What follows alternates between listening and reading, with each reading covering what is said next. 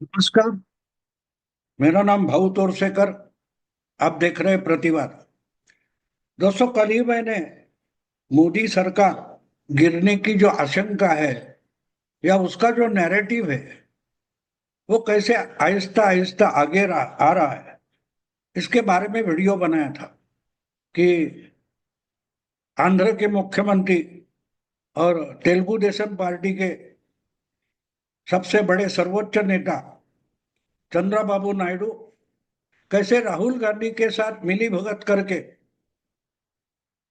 नरेंद्र मोदी की सरकार, बीजेपी की सरकार, एनडीए की सरकार गिरा सकते हैं। इसका जो नैरेटिव बन रहा है, मैं उसमें बिल्कुल तथ्य है ऐसा नहीं मानता। और इसलिए तो मैंने वो वीडियो बनाया कि नैरेटिव कैसे लाए जाते हैं, नैरेटिव का मतलब क्या होता है।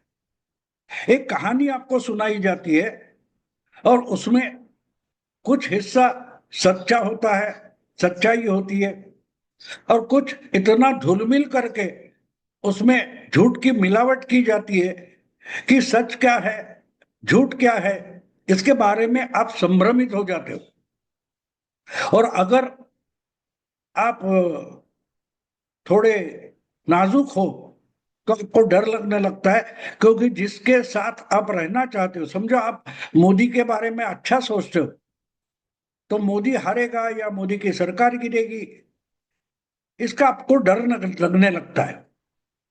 और बहुत सारे कार्यकर्ता, आपकी और मेरी बात अलग होती है, हम तो एक सामान्य नागरिक होते हैं, आम जनता होते हैं। लेकिन जो पार्टी में कार्यकर्ता होते हैं और जो पर्टिकुलरली अपनी अपना राजकीय भविष्य पार्टी में ढूंढना चाहते हैं, उनके मन में चल बिचल हो जाती है।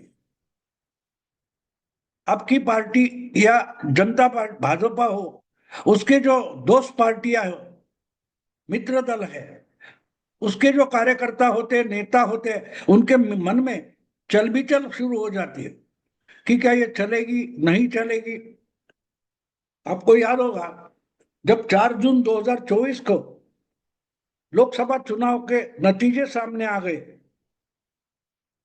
और पहली 2 बार बहुमत हासिल करने वाले नरेंद्र मोदी या बीजेपी अपना बहुमत गवा बैठे, 240 पर आकर अटक गए।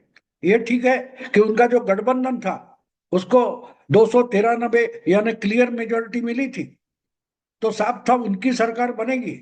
लेकिन हवा कैसे पैदा कर दी, मोदी हार गए, बीजेपी हार गई। जनता ने मोदी को और बीजेपी को नकारा और यहां तक पहुंचे कि अब गया मोदी तो गयो, ये चर्चा हो रही थी। और जब पॉसिबिलिटी नहीं दिखाई दी, तब ओपनली नीतीश कुमार और नायडू को न्योता देने तक पहुंचे कांग्रेस वाले। और कांग्रेस के अध्यक्ष मल्लिकार्जुन खड़गे ने यहां तक बयान दिया कि भाई हम जल्दबाजी में सरकार नहीं बनाना चाहते। अगर आपके पास, आपके पार्टी के पास या आपके गठबंधन के पास, इंडी गठबंधन के पास कोई मेजोरिटी के आसपास पहुंचने का आंकड़ा भी नहीं है, तो सरकार बनाने की जल्दबाजी नहीं। ये बयान हास्यास्पद था लेकिन बोला गया। और आहिस्ते आहिस्ते ये सरकार कितनी चलेगी, नीतीश, नायडू या मित्र दलों की बैसाखी पर अब मोदी को चलना पड़ेगा। और मोदी का ये स्वभाव नहीं है, इसलिए ये सरकार नहीं चलेगी। ये नैरेटिव जून से लेकर अगस्त तक चलता रहा, अक्टूबर तक चलता रहा। हरियाणा के चुनाव के नतीजे आए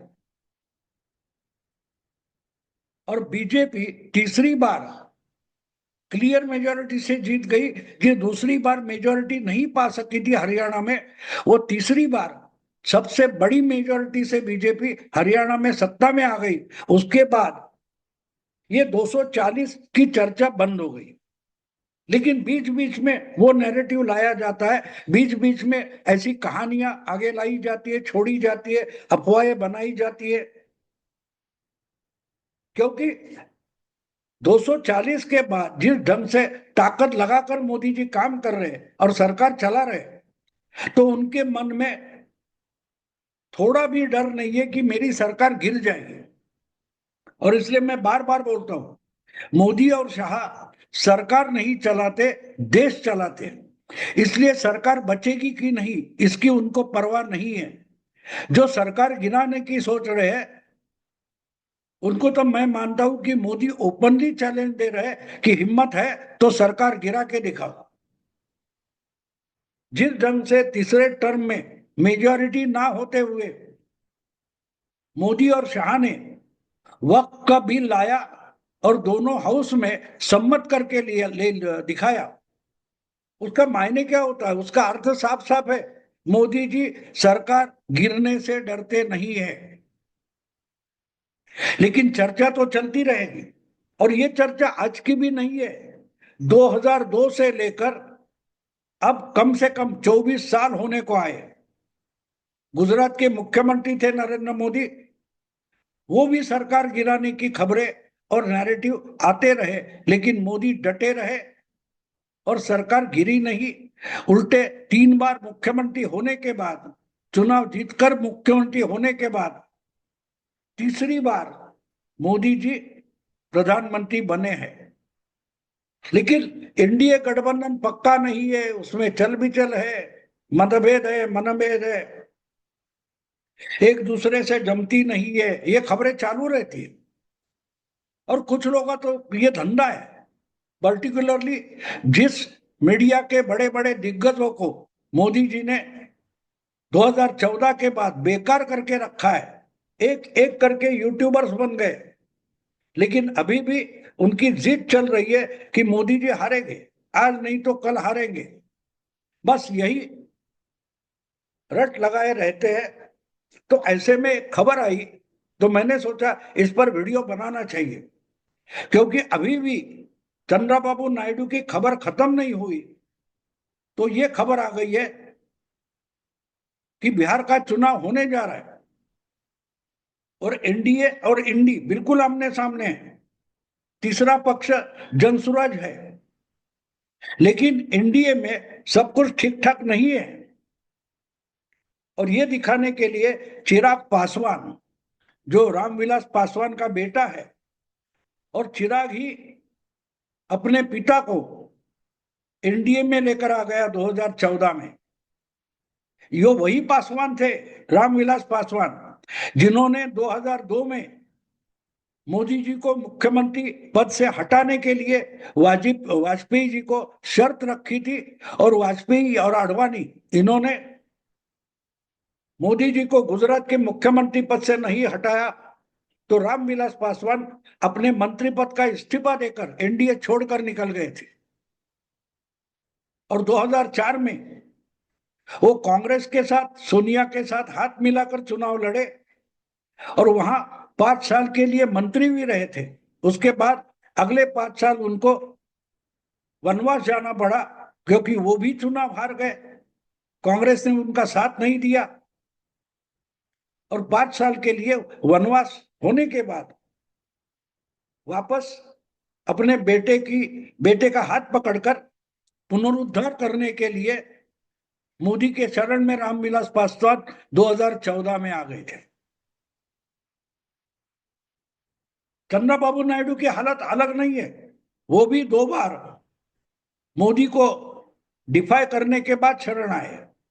तो आज की बात यह कि चिराग पासवान एक अजब नमूना है, अजब नमूना है, जिसने पिता को मोदी के साथ लाया, लेकिन जब पिता का जो बिहार की राजनीति में नीतीश से झगड़ा चल रहा था, वो पुराना झगड़ा विरासत में लेकर चिराग पासवान बिहार की राजनीति करना चाहते हैं। और इसलिए पिछले यानी 2020 के चुनाव में उन्होंने एनडीए छोड़ा था, अलग हो गए थे, और नीतीश को हराने के लिए ही उन्होंने चुनाव लड़ा था। आपको याद होगा चिराग पासवान में खुली खुली घोषणा कर दी थी कि वो नीतीश के उम्मीदवारों को हराने के लिए ही चुनाव लड़ रहे, और इसलिए जहां जहां बीजेपी के उम्मीदवार है वहां चिराग के उम्मीदवार नहीं हो गए और नहीं खड़े किए उन्होंने। लेकिन नीतीश को बुरी तरह से कट टू साइज करने में चिराग का बड़ा हाथ रहा, और उसके बावजूद फिर लोकसभा चुनाव में चिराग और नीतीश दोनों एक साथ बीजेपी के साथ रहे, लेकिन फिर वही बात शायद उभर कर आई है। अपने पिता की विरासत, इसका मतलब नीतीश से झगड़ा, नीतीश को नीचा दिखाना, और शायद इसीलिए उन्होंने अचानक से घोषणा कर दिए कि बिहार का चुनाव एनडीए से हटकर अपनी ताकत पर, अपने बलबूते पर चिराग और लोजपा लड़ाना चाहती है। ये खबर एक दो दिन पहले की है। तो क्या सचमुच ये करेंगे? अब पिछले चुनाव की बात भी आप देखेंगे तो इनके चाचा जो थे पशुपतिनाथ पारस, वो उस वक्त एनडीए में थे। उनका गुट जो लोजपा का है वो एनडीए में था। तो पार्टी दो हिस्से में बट गई थी, आज भी दो हिस्से में बटी है, लेकिन चाचा एनडीए के सरकार में नहीं है, चिराग पासवान एनडीए के सरकार में, मोदी सरकार में है। और पशुपति पारस कांग्रेस के साथ, लालू प्रसाद के साथ चले गए। तो ऐसे में जो बिहार की खिचड़ी पक रही है उसमें चिराग पासवान का रोल क्या रहेगा, इस पर चर्चा हो रही है। तो कुछ लोग बोलते हैं कि इन्होंने जो बोला है वो उनकी, अभी उन्होंने निर्णय नहीं लिया, फैसला नहीं किया है कि वो सचमुच एनडीए छोड़ना चाहते हैं। अब एनडीए छोड़ेंगे तो उनको सेंटर के मिनिस्ट्री से, मंत्री पद से इस्तीफा देना पड़ेगा। शायद वो बोलेंगे कि ठीक है वहां हम साथ में रहेंगे, लेकिन विधानसभा का चुनाव अलग अलग लड़ेंगे। अभी तक ये क्लियर नहीं हुआ है कि वो क्या करना चाहते हैं। कुछ लोग कहते हैं, जानकार कहते हैं कि एनडीए में रहकर भी ज्यादा सीटें लड़ने के लिए मिले, इसलिए चिराग पासवान प्रेशर बना रहे। ये देखो, एक बात होती है राजनीति में, जो दिखाई देता है उसका मतलब सीधे वैसा ही नहीं होता, क्योंकि पर्दे के पीछे बहुत कुछ चलता है, बहुत कुछ चलता है। तो सामने दिखाई देगा कि एनडीए का जो सीट का बंटवारा बिहार में हो रहा है वो चिराग को मंजूर नहीं है, क्योंकि ये कहा जाता है कि कुछ 25-30 सीटें चिराग पासवान को देने के लिए अमित शाह वगैरह राजी है, लेकिन इनको 50-55 सीटें चाहिए। अब इनके आज अगर विधानसभा में, आज की विधानसभा में अगर 2 या 5 भी एमएलए नहीं है तो इनको एकदम 30-35 सीटें देने से मतलब क्या होता है? आपको याद होगा पिछले विधानसभा चुनाव में दूसरी तरफ, यानी कांग्रेस का जो यूपीए था या आरजेडी और कांग्रेस का जो गठबंधन था, उसमें कांग्रेस 2 नंबर की पार्टी थी और नीतीश निकल गए थे। तो कांग्रेस को 70 सीटें दी गई थी, उसमें से कांग्रेस को 30 सीटें भी कांग्रेस जीत नहीं पाई। 40 सीटें मानो हारने के लिए कांग्रेस को दी गई थी, और इसलिए बाद में चर्चा हो गई अगर कांग्रेस को 40-45 सीटें देकर आरजेडी अगर 25-30 सीटें ज्यादा लड़ाता तो शायद उसी वक्त नीतीश की सरकार नहीं आ पाती। तो कहने का मतलब ये कि अगर आज की विधानसभा में, जो आगे जाकर 2 महीने में विसर्जित हो जाएगी, उस सरकार में, उस विधानसभा में आपके अगर 5-6 भी एमएलए नहीं है तो आप एकदम 50 वगैरह सीटें मांगेंगे, तो वो रिजनेबल नहीं होता। लेकिन दबाव बढ़ाया जाता है तो 25-30 से लेकर 35 तक तो आ जाते हैं, 35 तो मिल सकती है, ये आशा होती है। और इसके लिए जो पब्लिकली एक दिखाया जाता है, पोस्टरिंग किया जाता है, वो सच की पॉलिसी या पॉलिटिक्स नहीं होती। और ये, लेकिन जो मेरा आकलन है वो अलग है। मेरा जो आकलन है उसके तहत एनडीए का बिहार में सीट का बंटवारा पहले ही हो चुका है। जो कुछ चिराग को मिलना है वो तय हो हुआ है, नीतीश का हिस्सा भी तय हुआ है, बीजेपी का हिस्सा तय हुआ है, और जो तो 2-3 और छोटी पार्टियां हैं उनका भी हिस्सा तय हो चुका है। हाँ, उसका डिक्लेयर नहीं किया गया, जाहिर नहीं किया गया। लेकिन सामने वाली जो पार्टी है, यानी इंडिया अलायंस है, जिसमें कांग्रेस और आरजेडी है, उनके साथ मार्क्सिस्ट लेनिनिस्ट कम्युनिस्ट पार्टी, उनका जो गठबंधन है, उनको बेसावध करने के लिए कुछ तो ड्रामा करना पड़ता है कि देखो यहां झगड़ा नहीं, वहां भी झगड़ा है। और जो मीडिया वाले होते हैं, उनके साथ भी पॉलिटिकल पार्टीज को खेलना पड़ता है। जानबूझकर कुछ खबरें ऐसी छोड़ी जाती है जिसमें बिल्कुल तथ्य नहीं होता, लेकिन एक भ्रम पैदा किया जा सकता है। और उस भ्रम पर अगर सामने वाली पार्टी भरोसा करे तो नुकसान उनका होगा, हमारा नहीं होगा। और इसलिए ये खबरें छोड़ी जाती है जो असलियत में खबर होती ही नहीं। ये ऐसा कर रहा है, वो ऐसा कर रहा है, अगर वो ये कर रहा है तो मेरा क्या होगा, वो कुछ कर रहा है तो मेरा क्या होगा। ये जो डर सामने वाले के दिमाग में बैठ जाता है, उससे उसके पैतरे गलत भी हो सकते हैं या गलत कदम वो उठा सकता है और उसका फायदा मुझे मिल सकता है। इसलिए कुछ खबरें जानबूझकर मैं भी छोड़ देता हूं। यानी मैं अगर कोई पार्टी हूं तो मैं मेरा मतलब निकालने के लिए कुछ झूठी मूठी बातें भी छोड़ देता हूं जो असली लगे। तो जो कुछ चिराग के नाम पर आ रहा है कि चिराग एनडीए से अलग हो रहे हैं, चिराग बिहार का चुनाव अलग से लड़ेंगे, जितनी ताकत है उससे ज्यादा लड़ेंगे, तो फिर विधानसभा में उनका सुपड़ा साफ हो जाएगा। यह दूसरी भी पॉसिबिलिटी है, दूसरी भी संभावना है कि पिछले चुनाव में जिस ढंग से चिराग पासवान ने एक ड्रामा पैदा किया था कि मैं बीजेपी के खिलाफ नहीं हूं, मैं तो मोदी जी का हनुमान हूं वगैरह बोला था, याद है आपको? तो अगर उस समय से लेकर आज तक चिराग पासवान मोदी जी के हनुमान रहे हैं, तो हनुमान तो संकट मोचक माना जाता है।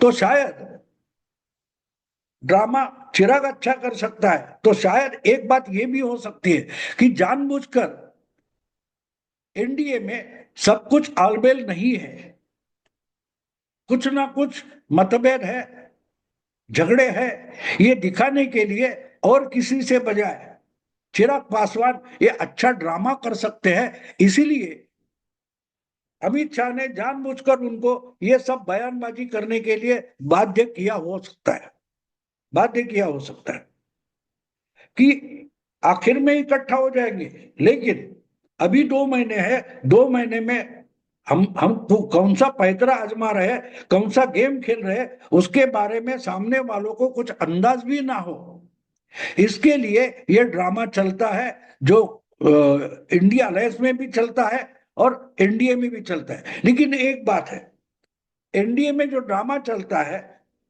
उसकी असलियत सामने वाले को कभी नहीं लगती, जो महाराष्ट्र में नहीं हुई और हरियाणा में भी हमने देखा। हरियाणा में चुनाव के नतीजे साफ साफ होने तक बीजेपी ने चुप्पी साधी थी और कांग्रेस तो मानो नाच रही थी कि हम जीत गए, हम जीत गए।